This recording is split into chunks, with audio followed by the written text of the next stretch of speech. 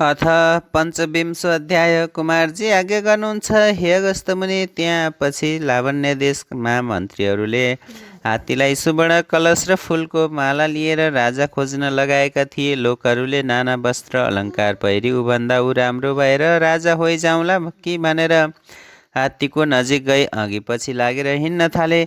नवराज ब्राह्मण पनि उहाँ पुगेर एउटा पाटीमा बसेर तमासा हेरिरहेका थिए। हरिहर हात्तीमा प्रवेश गरी नवराज ब्राह्मणका नजिकमा गई फुलको माला गलामा लगाई सुवर्णका कलशले अभिषेक गर्यो। यो देखि कति अर्काका भाग्यको डाह गर्नेहरू भन्दछन्, हेलोको हात्ती बौलायो, यस देशमा क्षेत्रीय कोही छैनन् र यसले ब्राह्मणलाई अभिषेक गर्यो भनेर भन्न लागे।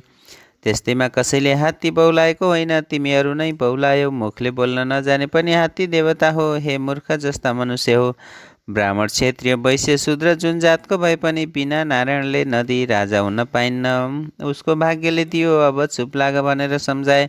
तब हरिहर प्रवेश भइरहेको हात्तीले नवराजलाई सुनले उचाली आफ्ना कुम्भ स्थलमा राखी दरबारमा लग्यो। गुरु पुरोहितले राना वस्त्र अलङ्कार पहिराई सम्पूर्ण सामग्री तयार गरी पूर्ण घट अष्ट मङ्गल गरी सुदिन हेराई।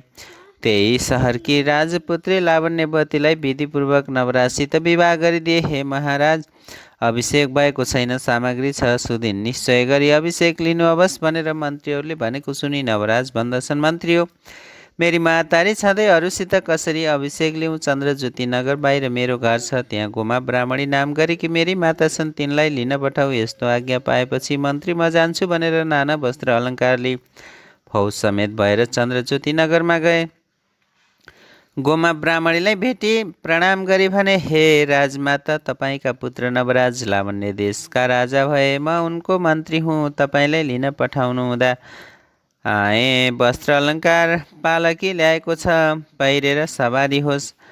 यस्तो मन्त्रीको कुरा सुनेर खुसी भई वस्त्र अलङ्कार पहिरी गोमा लावण्य देश जान लागिन्। चन्द्रज्योति नगरका स्त्रीहरूले चाल पाएर हतारिएर हेर्न जाँदा कतिका कपालको केश फुकेका, कतिका छोराछोरी रोएका, कोही खाँदा खाँदै उठेर हिँडे। यसरी गोमा फौज समेत जान लागेको देखि हेर, स्त्री जाति भएर पनि सधैँ अर्काको ढिकी जाँतो गरी दुःख सहेर बाँचिरहेकी थिइन्। आज राजमाता भइन् भनेर कुरा गर्दथे। उता गोमा लावण्य देशको नजिकमा पुगिन्द्र नवराजले चाल पाई हात्ती घोडा रथ लगी गीत वाद्य गर्दै सिन्दुर यात्रा गरेर दरबारमा लगी दण्डवत गरेर, हे माता, तपाईँका तपस्याले म राजा भएँ, अब अभिषेक दिनु अवश्य। यस्तो नवराजले भनेपछि सुदिन ठहराई सुनको सिंहासनमा बसाले। विधिपूर्वक नवराज र लावण्यवतीलाई एकसाथ राज्याभिषेक दिइन्। राज्याभिषेक समारोह सकिएपछि गुरु पुरोहित सबैलाई भोजन गराई दक्षिणा दिएर विदा गरे। हात्ती घोडा रथसहित गीत वाद्य गर्दै सिन्दुर यात्राका साथ दरबारमा जाँदा भए। यति श्री स्कन्द पुराणे केदारखण्डे माघ महात्म्य कुमार अगस्त संवादे श्री स्वस्तानि परमेश्वरी व्रत कथा एवं नवराज राज्याभिषेक नाम पञ्चविंशो अध्याय समाप्त।